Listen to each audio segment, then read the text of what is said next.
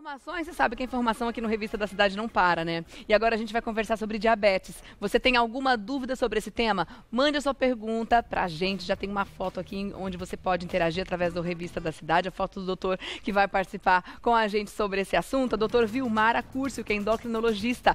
Bem-vindo, tudo bem? Tudo bem. Tudo jóia. Assunto importantíssimo, principalmente quando a gente para avaliar o que está acontecendo com os números mundo afora, né, quando o assunto é diabetes. Por exemplo, de 1980 até hoje, quadruplicou o número de pessoas diabéticas no mundo inteiro, de 108 milhões para 422 milhões. É um aumento gigantesco. E ainda existe uma previsão de que esse número dobre nos próximos 20 anos.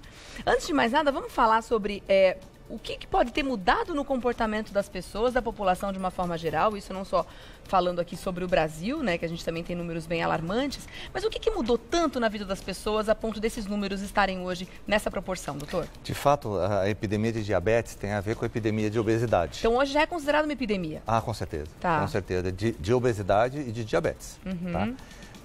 Porque o diabético mais frequente é aquele que não necessita de insulina. E isso é muito dependente de ganho de peso, de ganho de gordura abdominal. As pessoas vêm mudando o tipo de alimentação para o lado errado nos últimos 50 anos, de um modo que nunca houve na espécie humana. Sim. Então, a oferta, a disponibilidade, mesmo para quem tem pouco dinheiro, é muito grande. E oferta de alimentos rápidos que satisfazem, mas não alimentam. E com muito hidrato de carbono e o sedentarismo. Tá. Aí você junta as duas coisas. As pessoas não estão se movimentando, estão ingerindo comidas que não são próprias da raça humana, e vão ganhando peso e vão ganhando, além de peso, um tipo de gordura abdominal que é inflamatória. Sim. E que agride o corpo de vários modos, inclusive dificultando a ação da insulina. Trazendo outras doenças também. E o diabetes explode. E esses números que você mostrou, eles são subestimados. Ah, podem ser ainda maiores. Porque todo mundo que não procurou um serviço público de saúde, um médico, pode estar com diabetes ou um pré-diabetes e não sabe. E não entra na estatística. Porque não apareceu um sintoma importante ainda que incomodasse a ponto dela procurar. Porque o diabetes precede os sintomas, às vezes, de anos. Tá bom. Às vezes não. Mas vamos fazer o seguinte, falando em sintomas, a gente já entra nesse assunto, eu vou dar um recadinho e já volto. Tá bom. Quero saber como que as pessoas podem começar a perceber que de repente já tem o diabetes instalado e ainda não sabem. Perfeito. Tá bom? Vamos voltar aqui a falar sobre diabetes, né? A gente estava falando sobre alimentação e os hábitos da vida moderna como um todo. É um conjunto de coisas, né? Mas se a gente já consegue se preocupar pelo menos com o que a gente está colocando para dentro do nosso corpo, já é um grande ganho. É toda a diferença do mundo. E aí a gente tem aqui uma lista, que tem a lista do bem, tem a lista do mal. Eu já quero que você... E tem a lista do mais ou menos. Tem a lista do mais ou menos, né? Tem que deixar para lá, né? Então aqui a gente colocou uma série de produtos dietéticos que pela lei brasileira significa que não tem açúcar. Tá. As pessoas às vezes confundem com não engordar ou poder comer à vontade.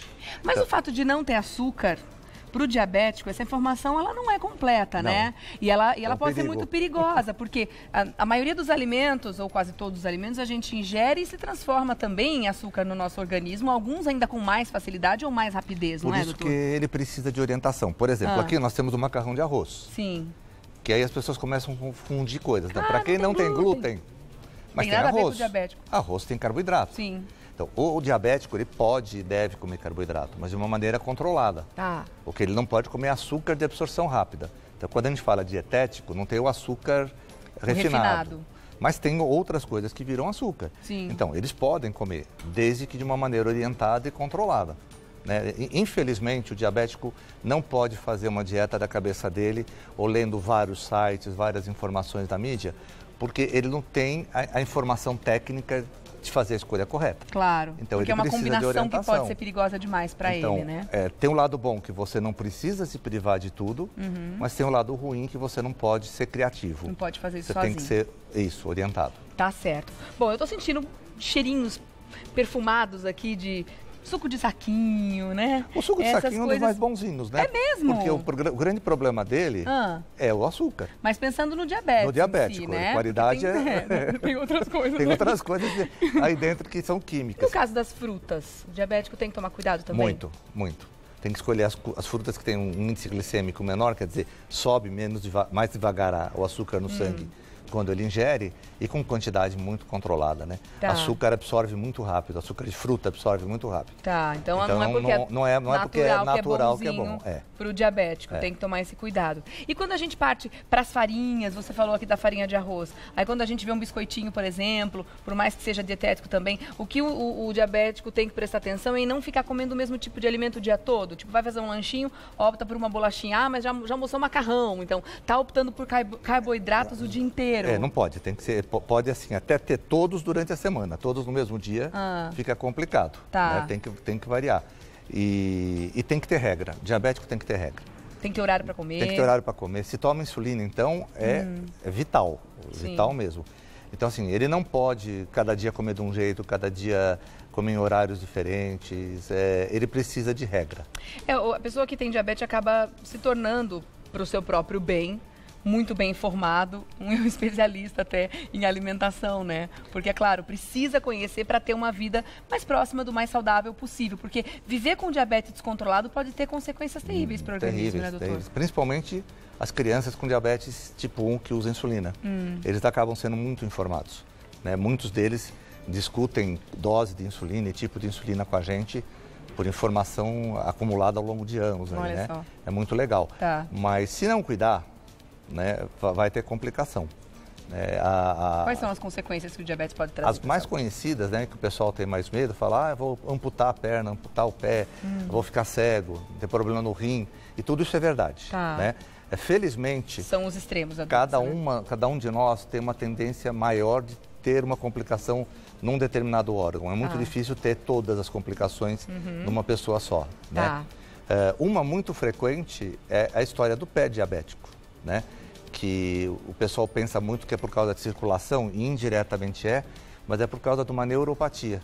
O diabético ele começa a ter uma inflamação dos nervos e ele começa a perder sensibilidade do pé. Ele começa a ter formigamentos, sensações de queimação e até pode ficar anestesiado. E pode se machucar. Nessa hora ele se machuca, não percebe. Tem problema de coagulação. A cicatrização, faz uma ferida e às vezes só vai descobrir quando já está muito difícil. E é nesses casos que vai perdendo parte do membro mesmo. Eu vou dar mais um recadinho e já volto. E aí você entrou na questão das crianças, diabetes tipo 1. Vamos falar então na volta sobre os tipos de diabetes e quem é que pode estar mais suscetível a essas situações. Perfeito. Tá bom? Até já. Continuar aqui com o nosso assunto sobre diabetes. A gente deixou no ar a pergunta sobre os tipos de diabetes, né? Alguns acometem mais crianças, inclusive, não é, doutor? O tipo 1 é aquele que tem necessidade de tomar insulina. Tá. Se ele não tomar insulina, ele entra em coma, ele tem que ser internado, é muito grave. E o tipo 2 é o que não precisa de insulina. Tá. A maioria esmagadora é tipo 2, que é o relacionado à obesidade. Sim. Que aparece ao longo dos anos, depois de 40 anos. Agora está ficando mais frequente mais cedo. Mas a maioria é tipo 2, então. Então, para simplificar, a gente poderia dizer que o tipo 1 é o que toma insulina e o tipo 2 é o que não toma insulina. E não dá mais para dizer que o tipo 1 acontece mais na infância, porque o tipo 2 também está acontecendo na infância, porque as crianças estão cada vez mais obesas, né, É uma doutor? epidemia de obesidade infantil também. Que judiação, né? O Brasil ainda é menos do que outros países do mundo, mas está ficando preocupante já aqui. Então, há 40 anos a gente não achava criança com diabetes, colesterol alto, pelo erro alimentar. Hoje tem. Tá. Hoje tem. E nenhum tipo de diabetes é reversível, né? Uma vez descoberta a diabetes, é uma questão crônica que vai ter que ser cuidada a vida toda. O diabetes que apareceu porque você engordou, ele pode desaparecer na hora que você emagrecer. É mesmo? Olha que boa notícia. É a minoria também, infelizmente. Sim. A maioria melhora muito com o emagrecimento, mas não desaparece. Tá. Tá? Mas tem que manter vigilância a vida toda, né? A vigilância a vida toda, porque assim, por que toda pessoa que engorda não fica diabética? Porque tem uma questão genética também. Tá. Tem que juntar o ambiente jogando contra, né? Você comendo errado, sendo sedentário, um monte de contaminantes ambientais que podem interferir também com a função da insulina, e você ser geneticamente predisposto a ter o diabetes. Tá. Quem tem pai, mãe diabético tem mais chance? Muito mais frequente. Tá. Agora, com relação aos sintomas, como é que a pessoa pode perceber, né, que pode estar com diabetes ou desenvolvendo ou com uma pré-diabetes? Se a pessoa já é obesa, é interessante já fazer um check-up. Sempre, né? Tá. Para ser preventivo. Agora, o que ela pode sentir no dia a dia dela? A gente ouve falar sobre sede, cansaço, falta de atenção. Quando você tem excesso de açúcar no sangue, você urina mais açúcar. Ah, tá. E isso chupa a água, tá? Então você desidrata. Você desidrata mais Então fácil. o diabético tem fraqueza, tem muita sede, tem muita fome, porque está, de um certo modo, perdendo calorias, perdendo Emagrece açúcar. rapidamente também. E tem um grupo que emagrece rapidamente. Apesar de comer mais. Apesar de comer mais. Tá. E tem outro grupo que não emagrece. Tá. Diabetes, de fato, é uma síndrome. O que é uma síndrome? Tem um espectro muito grande, né? Então é uma doença de muitas faces. Então tem muitos tipos de diabéticos, né? Tá. Daqui a pouquinho a gente fala sobre os equipamentos, então. Eu dou mais um recadinho e já volto. Ok. Tá bom, doutor? Voltando, vamos falar sobre os avanços da tecnologia, né? Porque Claro. a vida do diabético, alguns anos atrás, né, doutor, era muito mais difícil do que é hoje. Afinal de contas, a disponibilidade de alimentos é muito maior, pensando nesse público. E também os avanços da medicina para deixar a vida do diabético muito mais simples, para conseguir fazer o controle da insulina, para fazer a aplicação da insulina também, para medir os níveis de glicose. Está até muito mais barato hoje em dia você ter muito esses barato, equipamentos, muito. né? Esse, por exemplo, é um aparelhinho que você pode picar o dedo sem dor e dosar conforme a orientação médica, quantas vezes precisar no dia, na semana, para ter ideia se o seu açúcar está bem controlado, coisa que antigamente tinha que ir ao laboratório, tirar o sangue, Sim, demorava para ter o resultado.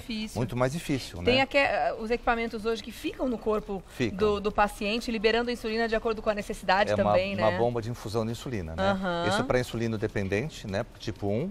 E a pessoa tem que ter um grau de conhecimento da doença para poder usar essa bomba. Ah, é? Ela é muito legal, mas você precisa de uma interação muito boa entre o equipamento e o paciente.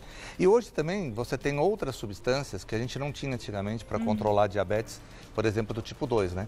Tudo que é injetável, as pessoas acham que é insulina, né?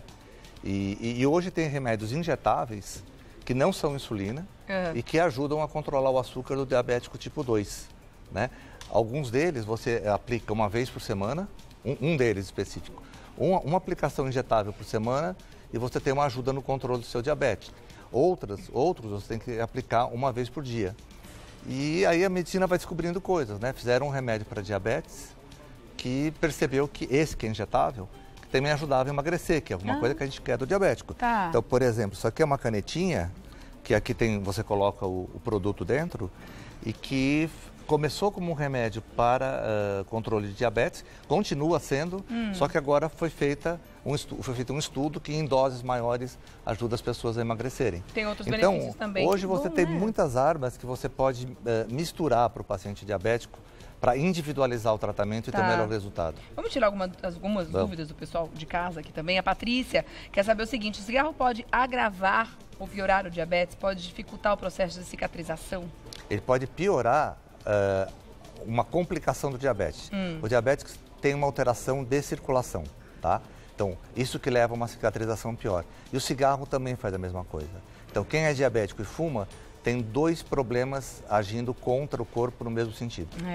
Não diretamente no diabetes, mas na complicação. Qualquer doença que você associar com cigarro, com toda certeza não vai ser bom, né? Não vai ser bom para nada. A pessoa saudável vai ter complicação se as pessoas perguntam, mas é para não fumar, né? Não, melhor é não, com certeza. A Rose quer saber o seguinte: a diabetes hereditária pode ser evitada se temos uma alimentação saudável e sem sedentarismo, ou mesmo assim ela pode se manifestar? Diminui muito a chance. Tá?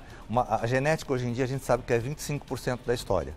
Se você tiver pai e mãe diabéticos e não engordar, fizer atividade física, comer comida de boa qualidade, diminui muito a chance.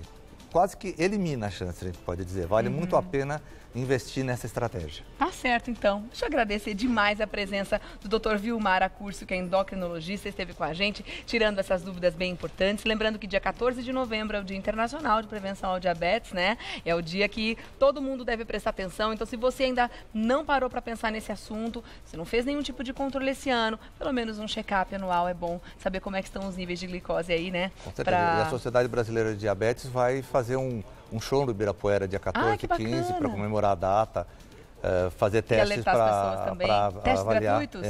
Que demais.